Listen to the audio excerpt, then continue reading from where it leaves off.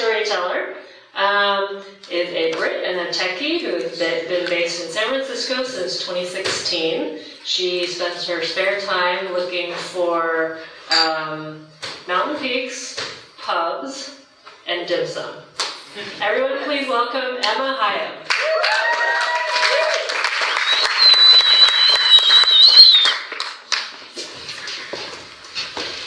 I remember my last night in Hong Kong vividly.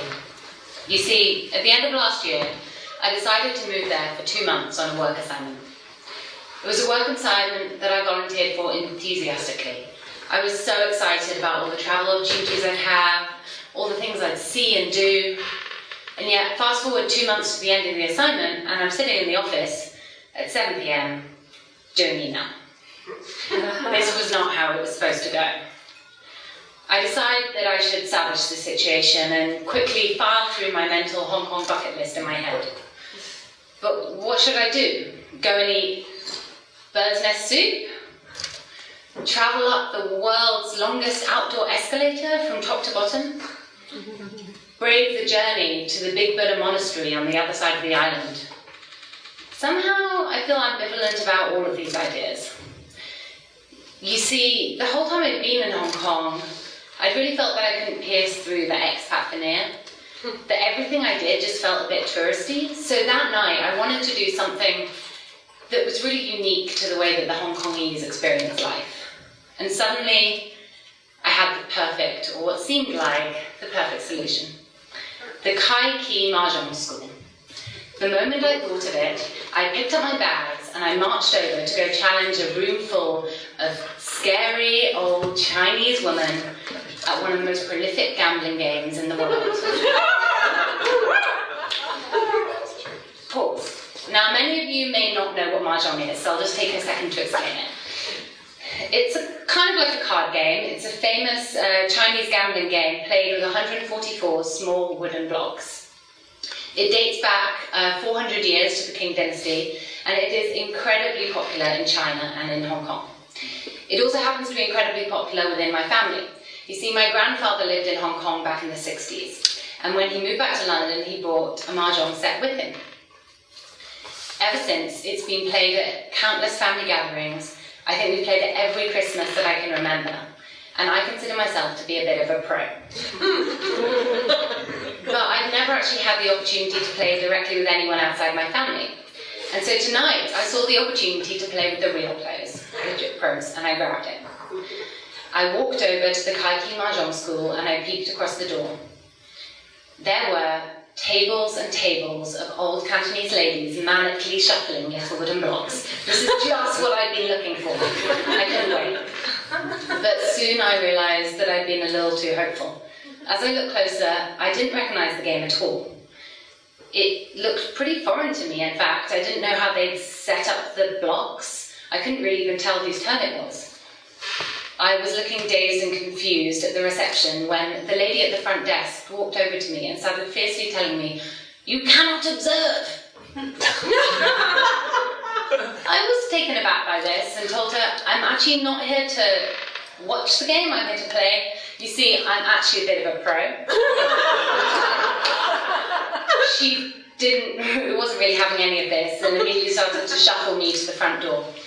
And I honestly started to feel a bit ashamed of myself. I realised how presumptuous it was to think that all these gamblers, hardcore gamblers, would want to play with me, a naive foreigner, when I didn't even speak the language.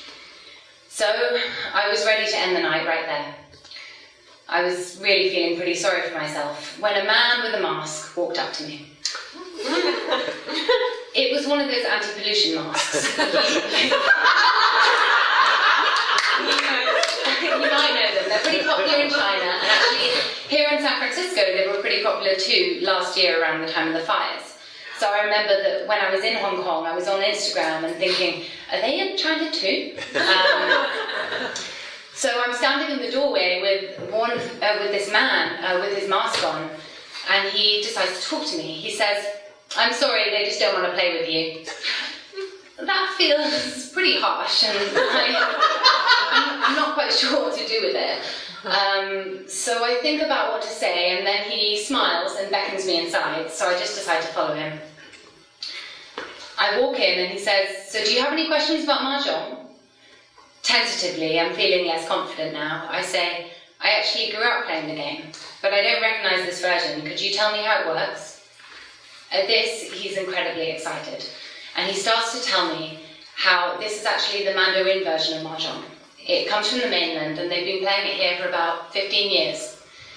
The reason? Well, Cantonese Mahjong is incredibly easy to cheat at. There's a move called the Pong. I actually liked it from the version I played growing up.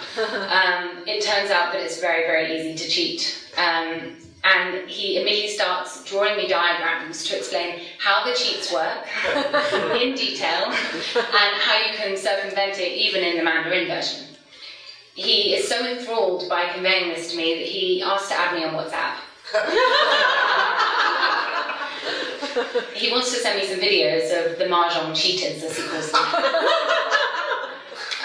This is kind of adorable because it turns out that the man, I learned through adding him on WhatsApp that he's called Vincent, doesn't actually know how to use the app. And so this gives me the opportunity to help him learn to navigate the WhatsApp interface in the same way that he's taught me to navigate the games of this unfamiliar, the rules of this unfamiliar version of Mahjong. As we go through it, it turns out he doesn't actually like texting. He prefers to send voice notes. While he's very, very fluent in English, he doesn't feel confident writing in a Latin script. And this is also kind of peculiar because he ends up standing there saying, "Hello, Emma." And then I receive a notification just saying, "Hello, Emma." Once we decide to put down our phones, he actually invites me further inside the school, and we decide to sit on a sofa. He asks me if I have any more questions, and I ask him how he came to own the school, and thus commences a series of quite fantastical stories about how he came to own it. It all starts with his guardian, Jimmy Johnson, who is in an internment camp in Australia with his grandfather. Jimmy was quite hungry in the internment camp, and Vincent's grandfather decided to save some of his food and give the spare to Jimmy. It kept Jimmy alive, and Jimmy was so grateful that when they moved back to Hong Kong, he put Vincent in his inheritance. A series of other stories follow, including the 9-year feud between Vincent's uncle and his dad. The Mahjong school had to be shut down for extended periods.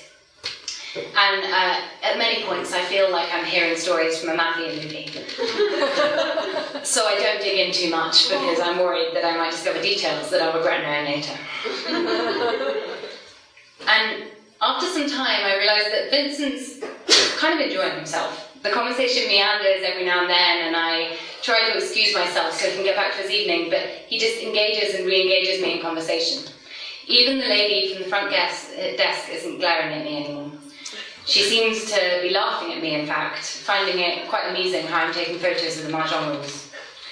In total, I spend an hour and a half there, chatting with Vincent, inhaling the smoke, and listening to the clatter of the Mahjong tiles. Now, I didn't manage to earn my seat at the Mahjong table that evening, but I do feel like, in a small way, I managed to pierce through the veneer of expat life in Hong Kong. I still receive WhatsApp messages from Vincent. They're always a short video of people playing Mahjong, accompanied by a voice note. "Hello, Emma. Here's a video of another Mahjong cheater. I hope you enjoy it." To which I reply, "Thanks, Vincent. My grandfather would love us."